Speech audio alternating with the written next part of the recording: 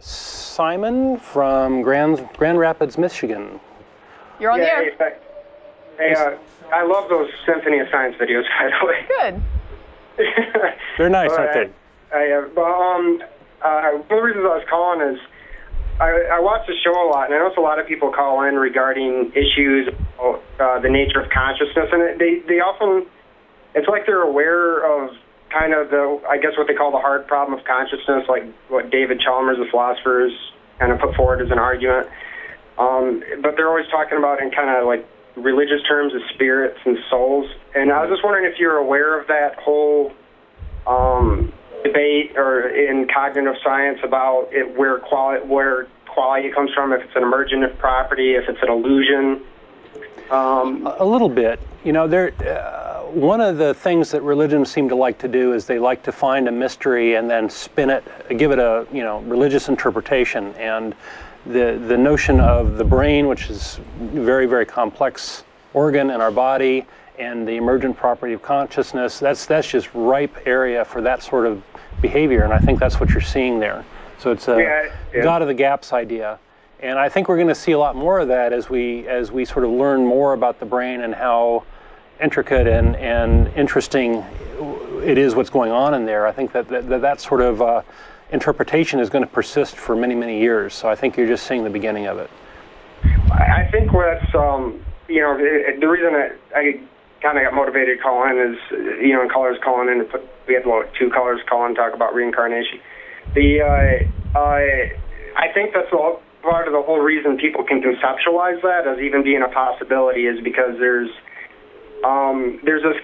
this problem of we can explain and possibly in absolute detail how the human brain works, but then we're still potentially left with the problem.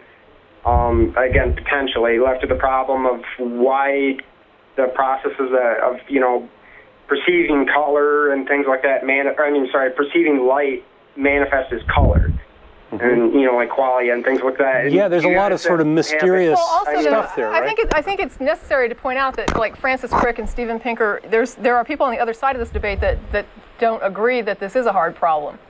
Right, and that's why I say potentially.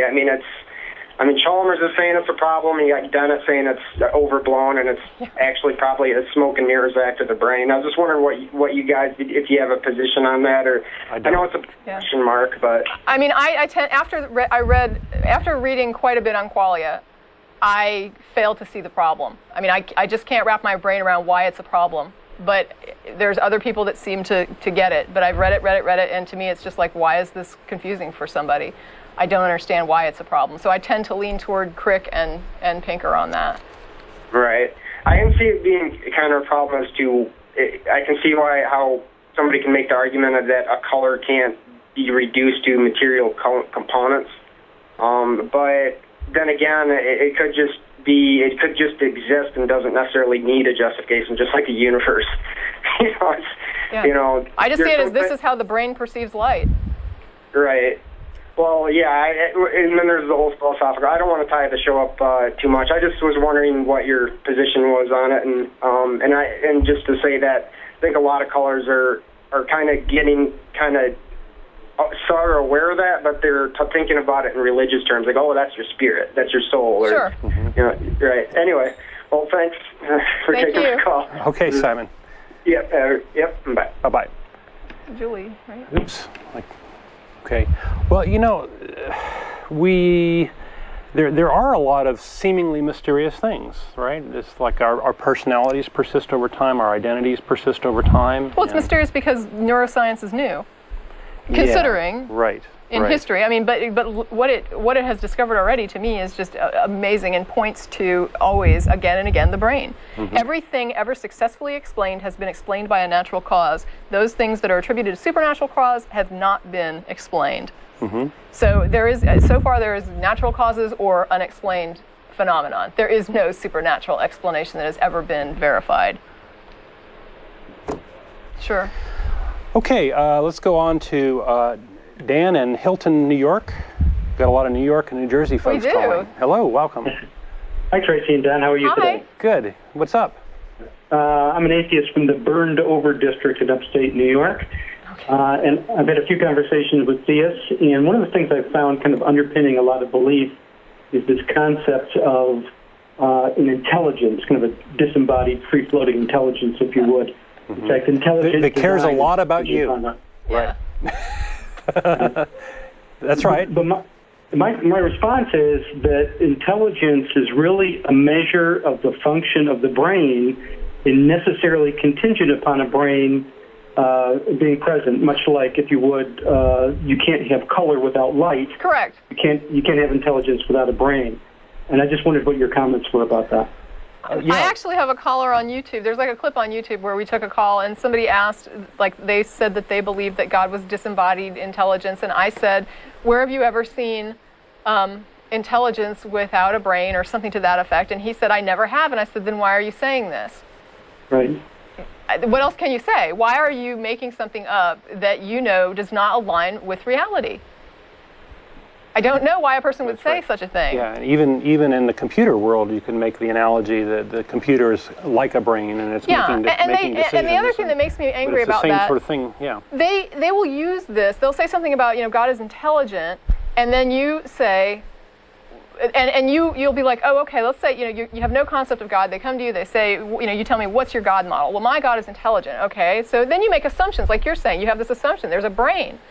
And the person starts talking, and they're like, well, but it's all spiritual. It's like, well, what is spirit? Well, it's like not material. Well, you're saying there's a non-material, I don't know about, what is a non-material brain? And they're like, they get angry and say that it's like, well, you know what God is. And it's like, no, because what you're describing makes no sense. It's like telling me that you have a chair at home that's made of wood. And I say, oh, what kind of tree? And they say, oh, it did come from a tree. Okay, well, I don't know what kind of wood doesn't come from a tree. So at that point, I don't know what the word means anymore, because you just castrated the definition to the point where it no longer means what I understand it to mean. And it's the same thing with this intelligence. When you're saying that it's disembodied intelligence, that it exists non-materially without any kind of it's like, I don't know what you're talking about. And if you can't explain it, don't expect me to respond to intelligence as though I understand it when you start taking away all the components that make it have any meaning.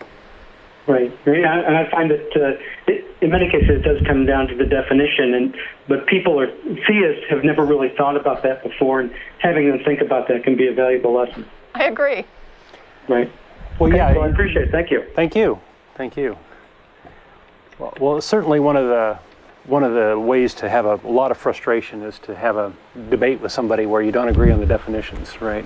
And sometimes with these woo-woo words like spirit and these sorts of things, you might as well start there. And if you can't get that far, then you're hosed. But it's frustrating when they use a definition that you are familiar with, and then partway through you find they're using it in a way that is completely unfamiliar, that has nothing to do with like the familiar definition. Right. And you're like, wait a minute, I understood this. I said I understood this word, and that word comes with baggage, with real world baggage that you want to dump and then still say that this exists. And it's like, no, that baggage has to come with it, or the word means nothing.